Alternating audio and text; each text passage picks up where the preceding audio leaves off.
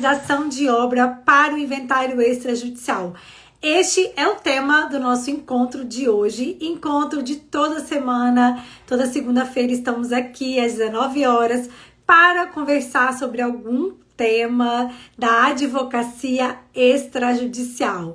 Seja bem-vinda, Andresa, nossa aluna do IEP, que sempre está aqui contribuindo com nossa live. A minha convidada Renata já ingressou e eu já vou fazer aqui o meu convite para que ela ingresse na live, porque hoje vai ser aquela live, como Nelisa fala, live batidão, que vai ser com muita informação, vai girar em torno de 30 minutos, com muito conhecimento prático sobre regularização de obras. Já vou fazer aqui o meu convite para Renata receber aí. Já temos aqui uma lista de dúvidas que surgiram hoje lá na caixinha. Olá! Boa noite! Tudo bom, Renata? Tudo bem. Mudei o cenário hoje que a internet não estava boa. Vamos ver se melhora.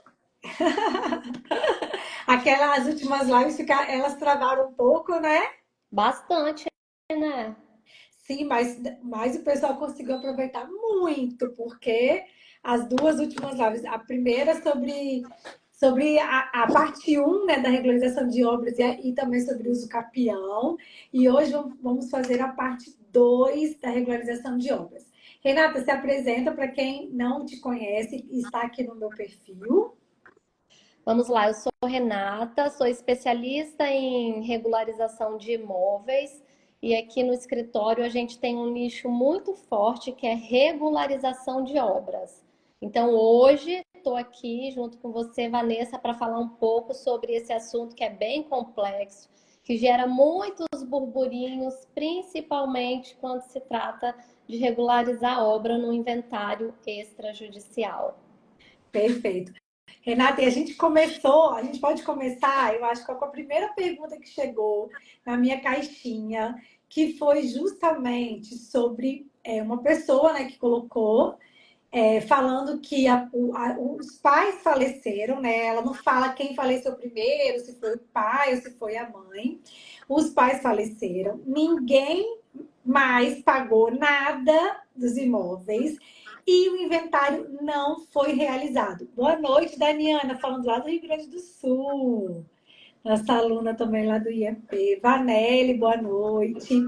E essa situação, né, de irregularidade, não somente das obras, né, Renata, mas também no que tange à realização do inventário, é algo que a gente se depara muito na nossa prática, no que tange a esse tema, né, essa temática, né? É porque quando a gente fala de regularizar obras, envolve todos os cadastros do imóvel, né? Então, assim, quando os herdeiros ou alguém da família para de pagar ou de cuidar desse imóvel, isso vai interferir lá na frente no momento do inventário. E pode até, Vanessa, gerar uma dívida ativa. Então, os herdeiros, eles precisam ficar atentos a isso. Muitas vezes, eles não têm o desejo de fazer um inventário naquele momento, mas nada impede que seja nomeado um inventariante e alterado, atualizado esses cadastros, né, para o nome do espólio. Então, assim, tem alguns passos que eles precisam ser feitos previamente ao inventário e às vezes as pessoas elas acabam confundindo muito.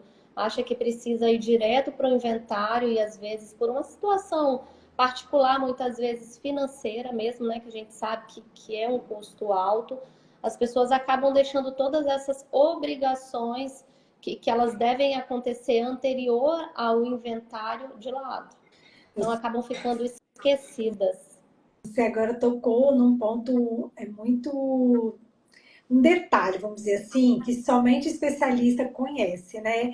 Da possibilidade de realizar uma nomeação de inventariante, que é uma escritura pública que, em regra, tem um valor mais em conta, né? Porque em tese, você não precisa nem declarar todos os bens que a pessoa deixou.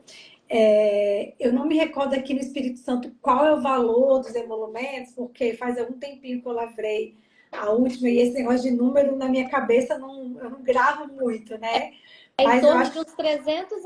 isso, eu lembro que não é um valor muito alto, mas e que resolve essa situação no que tange as obrigações que o espólio deve cumprir. A gente lá no IEP sempre na nossa trilha, né, no nosso mapa, no mapa in e no mapa out, a gente sempre fala que a necessidade de fazer uma nomeação de inventariante está bem lá no início do nosso mapa. E essa etapa de possibilidade de nomeação de inventariante, a gente vai trabalhar na imersão que vai acontecer sábado, agora dia 20, que a gente vai trabalhar todas as etapas do inventário extrajudicial, inclusive essa possibilidade de nomeação de inventariante. Quando a gente fala de nomeação de inventariante, a gente fala de todas as responsabilidades no que tange à administração dos bens do espólio. Quando uma pessoa falece, forma essa massa, né, Renata, que a gente fala, até que seja feita a divisão, a individualização dos bens para cada herdeiro, a gente precisa ter alguém responsável por administrar essa massa, né, que é formada. E essa pessoa é o inventariante. Agora, Vanessa, a gente não nomeou um inventariante, já se passaram 10 anos, ninguém pagou IPTU, ninguém pagou taxa de marinha, ninguém pagou condomínio. O que pode acontecer?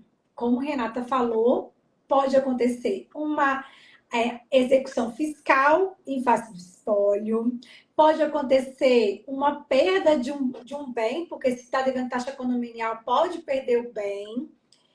E, apesar de não existir o inventário, o inventariante, os herdeiros, eles respondem pelas dívidas que são formadas por esse espólio no limite da herança. Então, olha quão grave é essa situação de você deixar para lá, de você não regularizar a situação do espólio, de administração dos bens, não regularizar os cadastros. Olha como é grave, você pode perder sua herança. E às vezes as pessoas se atentam no momento do inventário só aos bens. E esquecem que quando vai fazer um inventário, o que é feito? Você busca se existem dívidas no nome do falecido. Então, assim, deixou de pagar os cadastros, vai ter que puxar essas dívidas e trazer isso para dentro do inventário. Então, assim, vai ter que ser pago em algum momento. Então, quando você deixa isso se acumular, o ônus lá na frente, ele vai ser maior. E aí, aproveitando que a gente está falando dos poderes que o inventariante tem, como hoje a gente vai focar na regularização de obras, quando uma pessoa falece e os herdeiros eles decidem regularizar esse imóvel previamente à finalização do inventário, que eu falo que é uma decisão muito assertiva. Por quê? O Estado, quando ele for avaliar, de qualquer forma, ele vai avaliar com uma casa ou com um prédio, com o que tiver sobre aquele imóvel. Então, o imposto você tem que pagar de qualquer jeito. Mas você evita um conflito entre os herdeiros lá na frente. Porque muitas vezes a pessoa vai receber o que está no documento e lá na frente ela vai ter um custo para poder regularizar esse imóvel. Então, quando eles optam em fazer isso previamente, é muito melhor e você evita a possibilidade ou a brecha para um conflito lá na frente. Então, o inventariante é essa pessoa que vai assinar a procuração para que seja feita a regularização desse imóvel junto à Receita Federal. Então, assim, se não tivesse inventariante e vai adiantar um herdeiro ir lá e pedir autorização, olha, Receita Federal, eu estou assinando aqui a procuração no nome do meu pai, porque eu sou herdeiro. Para a Receita Federal, isso não funciona. Você tem que ter um documento público, um documento legal, e daí a importância de nomear um inventariante logo no início. Então, assim, existe toda uma responsabilidade que essa figura traz sobre todo esse processo, que a gente sempre espera que seja rápido, mas a depender de cada caso, né, que a gente sabe que cada caso tem uma particularidade, o inventariante ele vai ter ali alguns meses trabalhando e dando apoio e representando o espólio desse falecido. E Renata também já falou de uma outra etapa que a gente vai abordar bastante no sábado. Quem ainda não fez a inscrição para a imersão, é só ir no link que está na minha bio e se inscrever. Renata, que está com a gente no IEP, já está automaticamente inscrita, como a Daniana também, que está inscrita, a Andresa, que também já está inscrita, automaticamente inscrita. Agora, Renata, quando a gente fala de regularização de obra. Tudo bem, agora eu entendi que a pessoa falece, eu tenho que nomear inventariante, eu posso fazer a nomeação de inventariante antes de fazer a partilha. Agora eu sei que meu pai construiu essa casa já tem uns 20 anos. Será que eu ainda tenho que fazer algum tipo de regularização? Será que isso já não prescreveu? Será que esse prazo né, já tanto tempo, já vai. Eu ainda tenho, eu não tenho documento nenhum, ele jogou tudo fora. Como que funciona essa questão do prazo? Então, na verdade, é sempre uma dor, né, para todo mundo, porque quem entra com inventário, o que que quer? Quer celeridade. E o extra, ele veio para isso, né, agilizar esses processos. Mas aí, quando a gente fala de regularizar uma obra, todo mundo fica muito. Depende de Receita Federal, e todos esses órgãos acaba sendo lento, acaba levando um tempo muito grande. Você, Vanessa, que é rápido? Não é. Jura, ô bicho ruim que é, gente, demora demais, é um parto. Então, assim, mas a gente vai ter que fazer, tem que começar. Vamos pensar naqueles herdeiros que estão recebendo um bem, mas que vão vender. Às vezes receberam só um imóvel e tem 5 filhos e eles querem vender esse bem. Hoje em dia, para a pessoa comprar, muitas vezes ela vai depender de um financiamento bancário. E aí, para isso, o imóvel precisa estar regular. Então, embora vá levar um tempo maior, eu não consigo te precisar que tempo é esse, porque cada prefeitura tem um tempo. E tudo também vai depender da disponibilidade que os herdeiros têm de investir nessa regularização. Por quê? Vamos imaginar um imóvel que tem um alvará, a pessoa foi lá, solicitou o alvará para construir, mas não solicitou o habite. Então, o que, que tem que ser feito? No decorrer dos anos, pode ser que esse imóvel tenha passado por uma ampliação, por uma demolição, ou até mesmo por algum ajuste interno ali que não teve ampliação nem redução de área, mas que mudou uma parede, dividiu um quarto em dois, ou de dois fez um, enfim, passou por alguma alteração. Quando a gente pede o habite na prefeitura, que é um dos documentos necessários para averbar esse imóvel, a prefeitura faz o quê? Ela vai lá e vistoria esse imóvel. Então, você tem que apresentar um projeto que reflita fielmente como esse imóvel se encontra hoje. Então, muitas vezes vai depender de um arquiteto, você vai para o imóvel, ou às vezes você já tem essa planta, mas você não aprovou na prefeitura. Então, quando você for aprovar, pode ser que a sua edificação atual ela não atenda aos requisitos da legislação municipal vigente. Então, você vai ter que adequar. O que seria um tipo de adequação que é bem comum, calçada cidadã? A gente sabe que a lei de acessibilidade ela é nova. Então, as prefeituras agora, elas só podem liberar um projeto de uma casa, um habite, se você é cidadã. Então, a maioria dos processos que chegam aqui, às vezes não tem alteração física nenhuma no imóvel, mas exige a calçada. Então, até você contratar um pedreiro, até esse pedreiro executar a obra. Então, assim, veja que não é só o tempo do órgão público, mas tem também o tempo das adequações físicas que muitas vezes precisam ser feitas no imóvel. E aí, depois de superado essa etapa da prefeitura, a gente ainda tem a etapa que é uma etapa rápida. Por quê? Porque na Receita Federal é declaratório, ou seja, todas as informações você.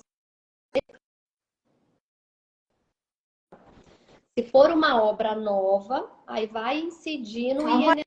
aí, Renata, INSS. calma aí, Se for uma obra pausa aí, Renata. antiga, aí entra naquele ponto que você tocou, na decadência. Então, assim, Travou um você não tem. pouquinho. Vamos Foi recapitular. rápido. Pessoal, tá travando para vocês ou travou só Vamos para lá, mim? então. Porque acho que travou uma parte que super importante, acho que vale a pena a gente voltar. A gente começou, né, você respondendo a dúvida sobre a questão dos herdeiros que receberam um imóvel, que o pai fez a construção há uns 20 anos atrás, e aí você foi caminhando, vamos dizer assim, para a regularização das obras. Ó, a Mônica falou que travou um pouco. A regularização da obra, e essa primeira etapa, vamos dizer assim, a gente passa no município para verificar, será que essa obra ela tinha um alvará? Será que essa obra ela tinha um projeto aprovado? Então a gente faz essa investigação para a gente cumprir alguns requisitos do município, certo? Isso aí. Aí depois que a gente finaliza essa parte do município, a gente vai para a Receita Federal. E aí acredito que na Receita Federal a gente pode utilizar alguma coisa no que tange a prescrição ou decadência. Aí você parou nessa parte. Isso, exatamente. E aí, como é declarado muito grande nessa etapa da Receita Federal. Por quê? Eu já vi clientes falando assim, joga lá o ano de 2010, vai dar decadência e a gente não precisa pagar o INSS, porque realmente é uma obra antiga. Se é uma obra antiga, então a gente tem meios de comprovar para a Receita Federal. Então, assim, tem que ter uma cautela, porque por mais que seja decadente, que não vai incidir, e eu tenho essa liberdade de ir lá e preencher esse sistema, mas existe uma responsabilidade por trás daquilo que eu estou declarando. E quem responde por isso no inventário vai ser o inventariante, porque a federal outorga poderes para ele. Então, olha aí de novo o papel importante do inventariante dentro do inventário extrajudicial, né? Então, Então, assim, ele tem um papel fundamental.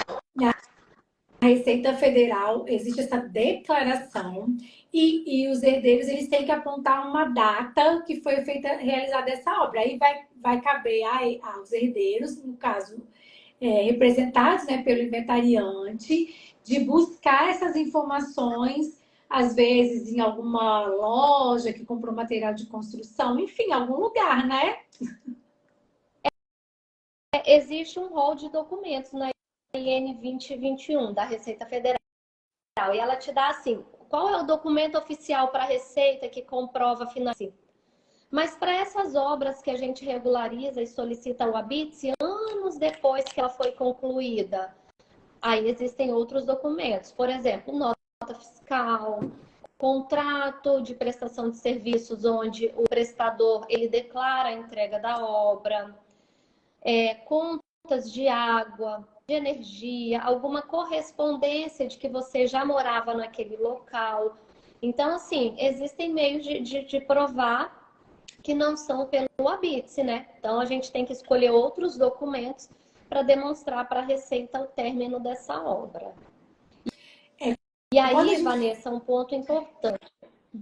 Pode falar, pode continuar. Não, pode continuar. Ponto importante. Tá. Aqui no estado, eu falei isso na nossa primeira live, vou repetir, porque a legislação também mudou recentemente para Minas Gerais. Para você averbar um imóvel, é dispensada a CND da Receita Federal. Veja.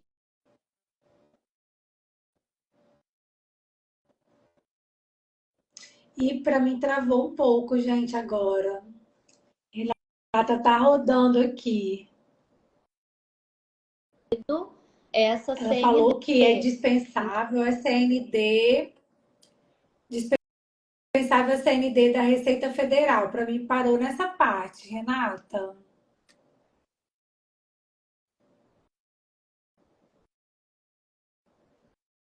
A Andresa falou que travou também, Gabriela travou.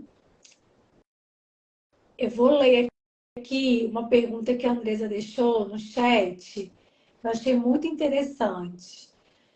Vocês indicam que seja realizada a instituição específica. Oi? Acho que a Renata está voltando. Renata? Travou? Voltou? Aqui tá Travou. funcionando para mim.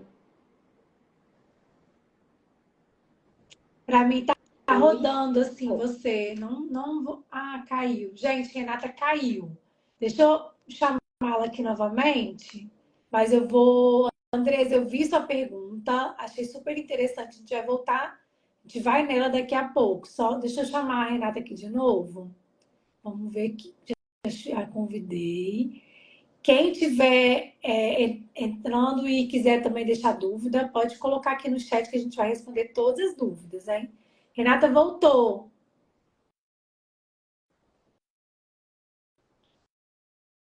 Acho que ela está voltando aqui, mas deixa eu ver aqui a pergunta.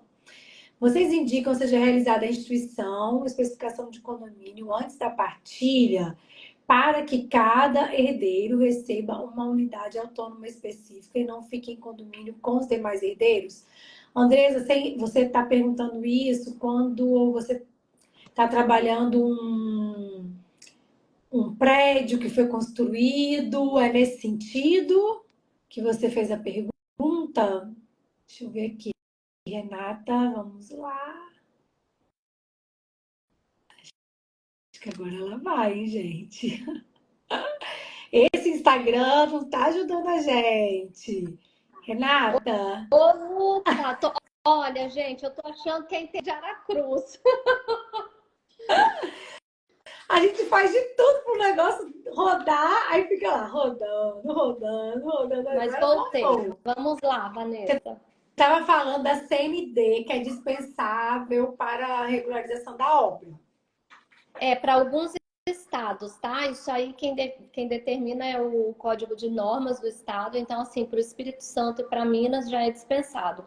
Só que a gente tem que sempre colocar em mente, uma coisa é a dispensa do documento para fins de averbação. Outra coisa são as suas obrigações previdenciárias para com a Receita Federal. Então, são coisas diferentes. Embora o nosso Código de Obras ele dispense a CND para a gente averbar, mas ainda assim existe uma obrigação fiscal com a Receita Federal que determina que toda a construção deve passar pela declaração junto à Receita, então tem que ser feito. Entendi. Então, assim, apesar de quando você for para o RGI fazer a averbação dessa obra, você não precisar apresentar a certidão negativa da Receita Federal, você tem que cumprir uma etapa ali na Receita Federal, porque se você não fizer, mais cedo ou mais tarde, a Receita virá atrás de você. Em resumo, é isso, né? E ela encontra. Ela encontra até porque o INSS certeza. de obras, o que a Receita descobriu? Ela descobriu que o INSS de obras é um imposto altamente rentável para ela. Então, antigamente, a gente via muita obra se tornar decadente, porque não tinha comunicação entre Prefeitura e Receita Federal. A Receita Federal também não tinha mecanismos de fiscalização. 2021 para cá, isso mudou completamente. Por isso que a gente vê muita gente sendo notificado pela Receita Federal, inclusive de obras decadentes. E aí, vale um ponto de atenção aqui, porque se você for notificado, e mesmo que a sua obra seja decadente, se você se omitir, o que a Receita Federal faz? Ela não sabe que a sua obra é decadente porque não está regularizado na prefeitura. Ela vai lá e faz uma aferição de ofício. Então, é muito grave isso, porque ela vai aferir 25%. Gente, Renata está falando de um prejuízo no bolso da pessoa. E eu Então, tô às ficando vezes, a gente fica nervosa aqui, que essa postergando internet ali está uma travando. regularização ou o pagamento de Renata, um você está imposto, falando e de lá na dinheiro, frente a de gente se depara com prejuízo. esse E eu imposto tô ficando 200 vezes nervosa maior. aqui, que esse Instagram tá travando. Mas a gente vai voltar nessa informação, porque eu acho que a gente precisa reforçar essa questão. Primeiro, a gente tem que deixar claro o seguinte: você é herdeiro, seu pai fez a obra, não importa. Se você recebeu a herança, você vai responder pela dívida deixada pelo seu pai ou pela sua mãe, enfim, pela pessoa que você está sucedendo, nos limites da sua herança. Então, recebeu um bem imóvel que tem obra, precisa que você faça essa averiguação se está tudo regular, porque depois a sua omissão vai ter um preço, e é justamente esse preço que Renata está falando. Renata, repete para gente no que tange essa questão da pessoa achar que já passou muito tempo, que não tem que fazer nada perante a Receita Federal, ou averbar, conforme aqui a Andresa colocou, o artigo 410 do Código de Normas do Espírito Santo, que não precisa da certidão negativa da Receita Federal, e a pessoa achar que não tem que fazer nada na Receita Federal. Recapitula essa parte aí pra gente, que acho que é isso, a gente já fica com os alertas ligados, né? Sim, o que que acontece? Uma coisa é a obrigação junto com a Receita Federal e outra coisa são os documentos exigidos no registro de imóveis. Aí vou falar de novo de dois,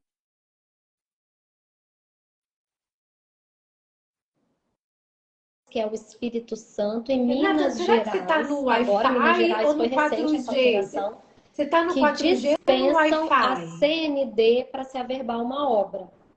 Só que eu desliguei Não, o agora Wi-Fi, eu tô no voltou. 4G. Ele travou, agora Tá voltou. Vê, vamos lá. Vamos ver se, agora eu entendi. Você que estava falando, né? São esferas distintas, RGI e Receita Federal. Ok. Ó, travou de novo aqui para mim, mas vou tentar. Então, vamos lá. Aí, quando os herdeiros eles postergam essa regularização junto à Receita Federal, a Receita Federal ela não tem informação se a obra é decadente ou não. Então, o que que ela faz? Ela te notifica. E aí, se essa notificação, por exemplo, for para o ECAC do falecido, porque geralmente essa notificação ela é via ECAC, tá?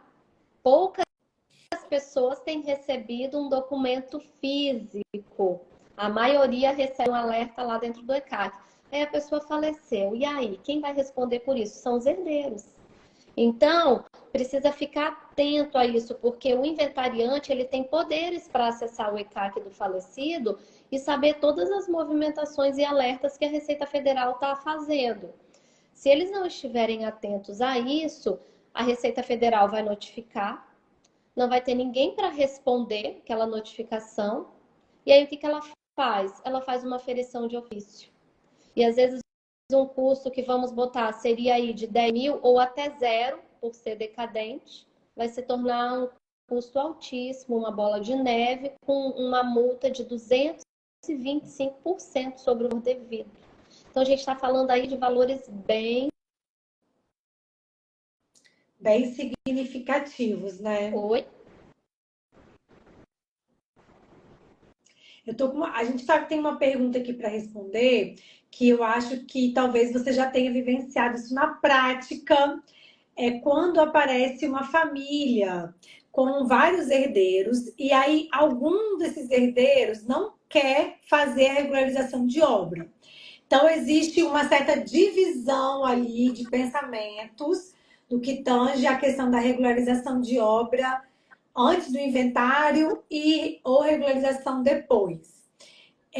Diante desse impasse, qual que é a sua orientação? Em regra, como é que você orienta aí? Será que algum herdeiro pode deixar de receber a herança em razão dessa ausência, né, de querer participar aí dessa regularização?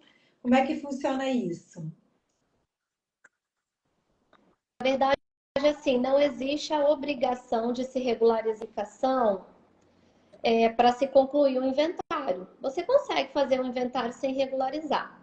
Mas quando se trata de herdeiros, de bens que a gente recebe, de divisão, o que eu sempre falo? Eu sempre coloco a questão dos conflitos, porque eu acho que esse é um ponto bem delicado no momento de um inventário, que ele não está regular. Quem vai arcar com isso lá na frente, depois dessa divisão? Então, assim, eles precisam estar cientes com relação a isso. Custo, conflito. Muitas vezes a gente fala, não, deixa que eu recebo esse imóvel e lá na frente eu regularizo. Eu estou falando isso hoje. Pode ser que amanhã, no momento de executar essa regularização, eu esteja num momento delicado, numa situação financeira que talvez não seja favorável. E aí eu vou querer o quê? Cobrar talvez dos meus irmãos. Eu falo assim, olha, vocês deixaram para mim um bem e agora eu estou tendo um custo para poder regularizar. Não é justo que eu arque com isso sozinho. Então, assim, a gente sempre trazer o pior cenário para que eles sejam bem conscientes da decisão que eles vão tomar quando se deixa uma regularização para depois. E isso eu falo não é só para a regularização da obra.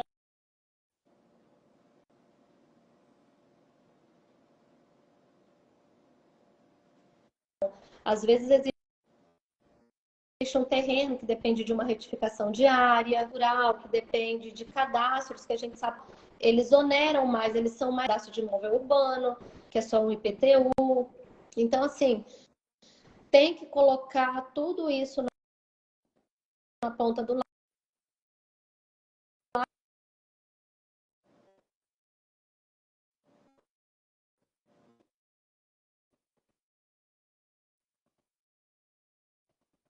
jogar na mesa.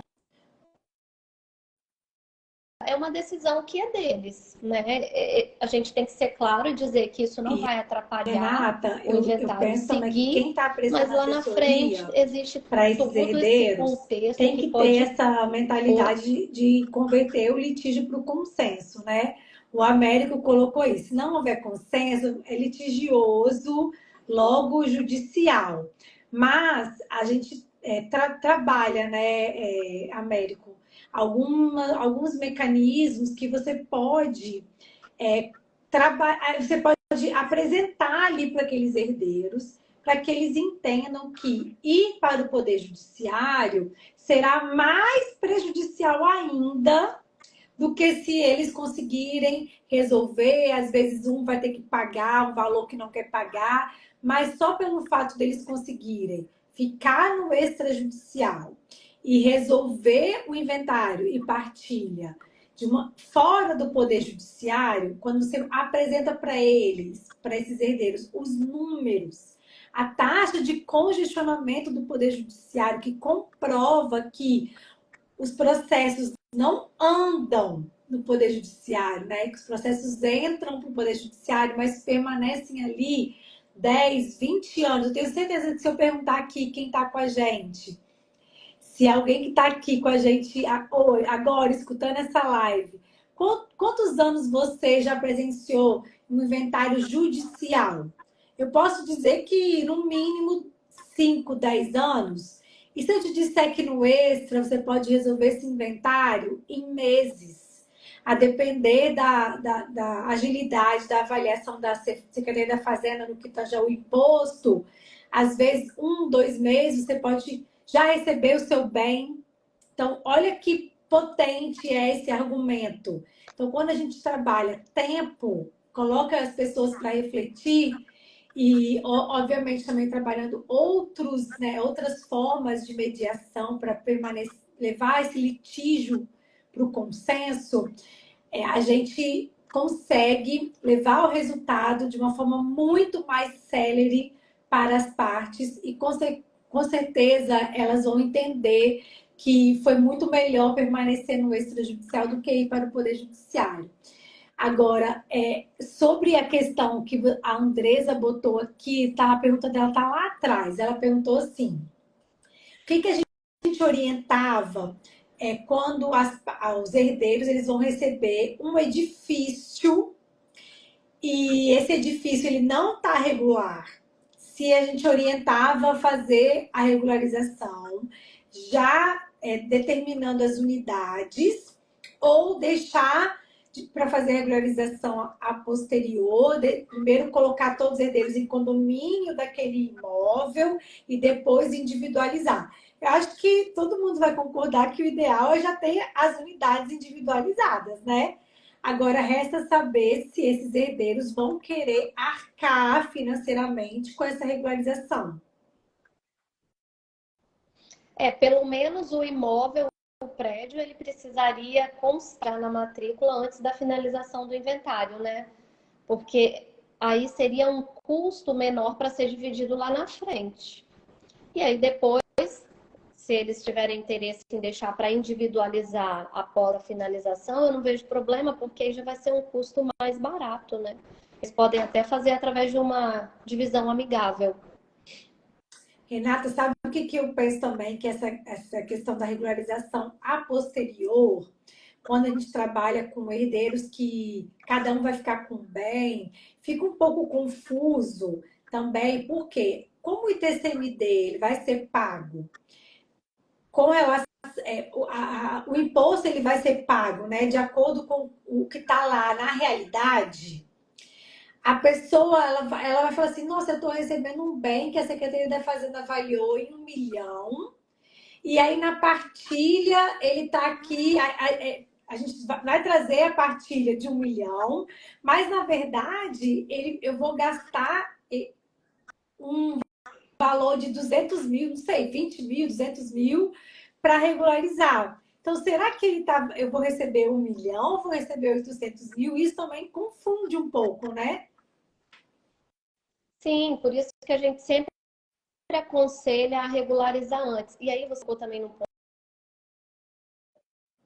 sensível. Eu nunca vivenciei, tá, Vanessa? Mas eu sei que alguns eles recusam o registro quando a guia de TCMD não reflete o que está na matrícula.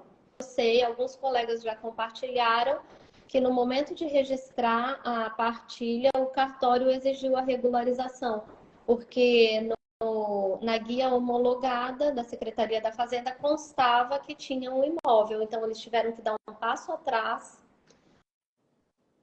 fazer a regularização e retificar essa partilha para poder constar a casa.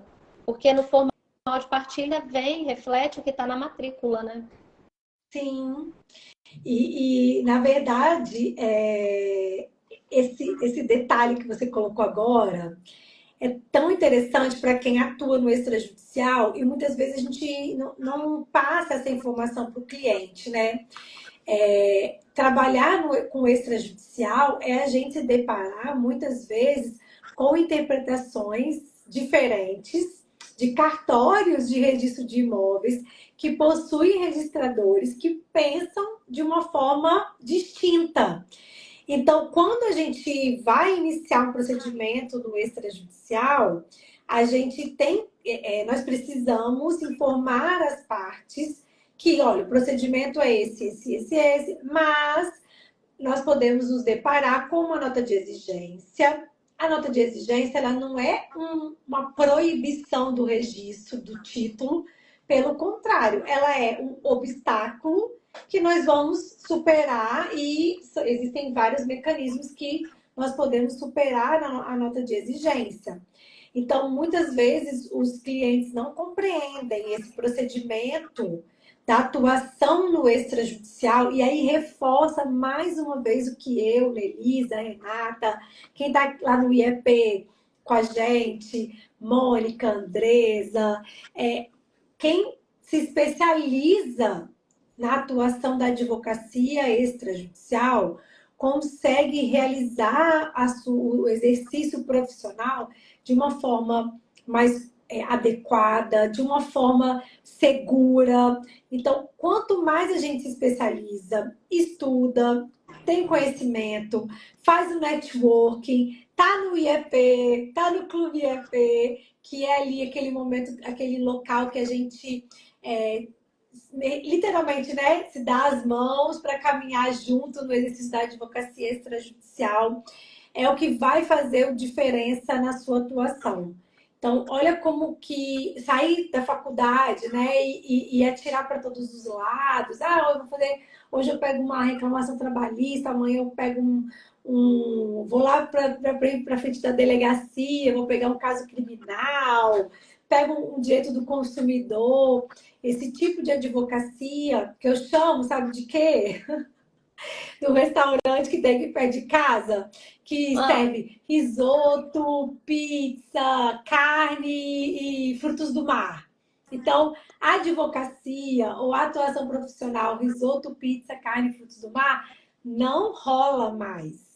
Você precisa se especializar, nichar a sua atuação, porque as consequências da sua atuação equivocada pode gerar muitos prejuízos para os seus clientes e responsabilidade para você. A Andresa colocou a mais pura verdade. Renata, já passamos aí do horário do nosso encontro, 10 minutos a mais até. Quero agradecer mais uma vez a sua presença. A Andresa colocou quase uma pizza de sushi e churrasco.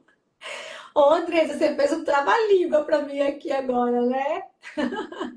Sushi e churrasco. Ai, eu me divirto aqui, gente, nessas pizza nossas de lives de sushi. segunda-feira. Agradecer, Renata, a sua presença, mais uma vez, com muita informação, conteúdo leve e que deixa a gente cada vez mais assim refletindo, né, sobre serviços que a gente pode oferecer também para os nossos clientes.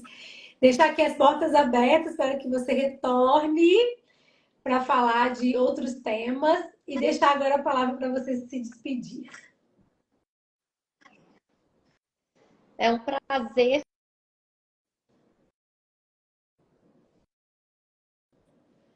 orando, fazer parte desse clube com vocês. É sempre uma delícia. A gente faz no dia a dia, né? É sempre muito gostoso. E levar, compartilhar com os colegas, eu acho que isso é valioso. Então, estou à sua disposição, Vanessa. Sempre que quiser, é só convidar. Vamos.